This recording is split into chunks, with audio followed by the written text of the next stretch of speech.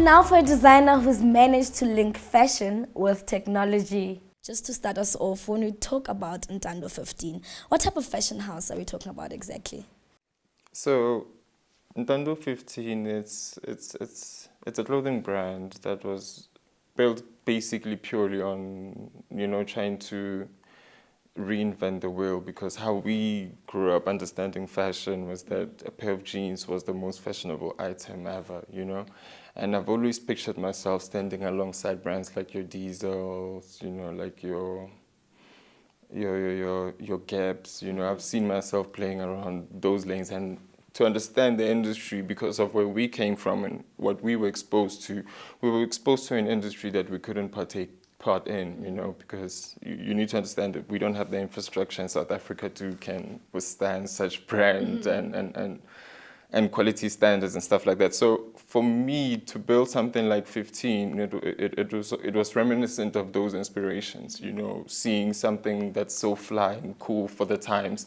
And that's what I wanted to do with my name, because I felt like my birthday has a significant reflection to what's going on in the world and the community and life in general, from politics, social disparities, etc., etc. And within all of those realms, I somehow found a way to position myself, within the industry based on the time that I was born, to all the experiences that I have happened in life, to where it is now. So I think even with an ongoing thing that's going on right now, I think, 15, it's reminiscent to how I feel about the time right now. Mm-hmm. Yeah. And Ntando, the focus of your designs? Initially, I wanted to reinvent the wheel. And when you grow into this business, you learn certain mistakes that you can make. Mm-hmm. And within making those mistakes, you realize what kind of person you want to become.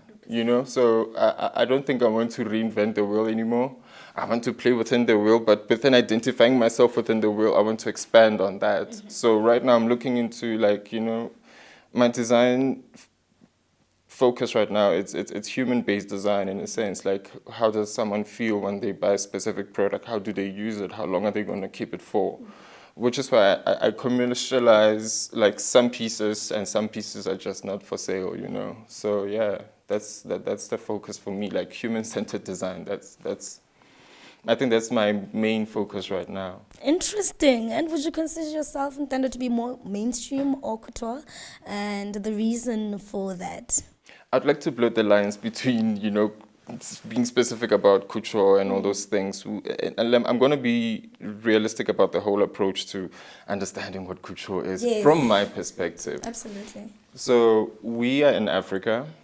We can only do so much, which is known as dressmaking, clothing making, manufacturing and production, and etc.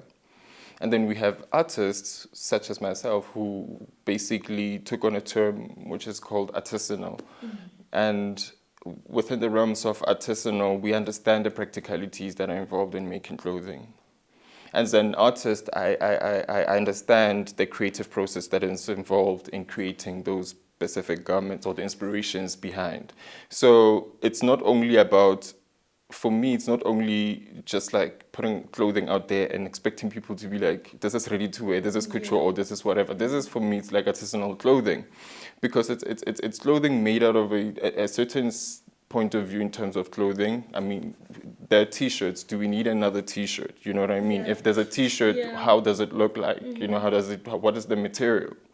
How does it translate? What is the essence of that T-shirt or that blanket? How long is it supposed to last for? How many generations is it going to be passed through? Mm-hmm. And so even with my approach to design or how I think about things, it's totally different from the lines between couture and the likes, because couture is French made, if you understand what couture is. Mm-hmm. And right now in Africa, I don't think we have that. We need to find a new term for couture in Africa, or the Renaissance in Africa. We need to find a way of captivating and enhancing and putting a stamp on it so that it's something that we know. Like Afro beats, mm-hmm, for instance. We need something like that for fashion in Africa. I got you. Yeah. And then this is exactly why we do such interviews in Ntando, for awareness and education. But just on to the next... Know that. Yeah, but just... But okay. How has the fashion industry changed in your opinion, Ntando? And is this change for the better? I think right now that everyone is so connected. I mean, it's a time to be alive, I think, where else everyone is so connected and we don't need certain things so much anymore because we work so hard to get certain things. It's like being in the Internet of Things. You invest in one gadget. That gadget could be a phone, could be a watch, could be whatever. Depending on how you use it, it can generate income for you.